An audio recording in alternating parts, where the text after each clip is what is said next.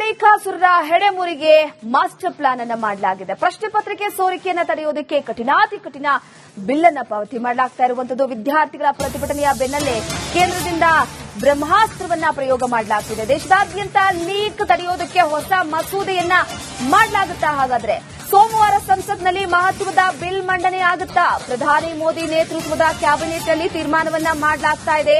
Leak ಅನ್ನ ತಡೆಗಟ್ಟೋದಕ್ಕೆ ಜೈಲು ಶಿಕ್ಷೆ, ಭಾರೀ ದಂಡಕ್ಕೆ ನಿರ್ಧಾರವನ್ನ ಮಾಡಲಾಗ್ತಾ ಇದೆ. ಪ್ರಮುಖವಾಗಿ ಈಗಾಗಲೇ ಒಂದು ಕಡೆ ನೀಟ್ ಪರೀಕ್ಷೆಯ ಭ್ರಷ್ಟಾಚಾರದ ವಿಚಾರಕ್ಕೆ ಸಂಬಂಧಪಟ್ಟಂತೆ ಅಕ್ರಮದ ವಿಚಾರವಾಗಿ ಇಡೀ ದೇಶದಾದ್ಯಂತ ವಿದ್ಯಾರ್ಥಿಗಳೆಲ್ಲ ಕೂಡ ಸಿರಿದೆದ್ದಿದ್ರು. ಇಂತಹ ಸಂದರ್ಭದಲ್ಲಿ ಕೇಂದ್ರ ಸರ್ಕಾರ ಕೂಡ ಒಂದಷ್ಟು ಪ್ರಮುಖವಾದ ನಿರ್ಧಾರಗಳನ್ನು ತೆಗೆದುಕೊಳ್ಳಬೇಕಾಗುತ್ತೆ. ಈ ಸಂದರ್ಭದಲ್ಲಿ ಈಗ ಏನು ಕ್ಯಾಬಿನೆಟ್ನಲ್ಲಿ ಒಂದು ಹೊಸ ತೀರ್ಮಾನವನ್ನ ತೆಗೆದುಕೊಳ್ಳೋದಕ್ಕೆ ಮುಂದಾಗ್ತಾ ಇರುವಂತದ್ದು ಕೇಂದ್ರ ಸರ್ಕಾರ.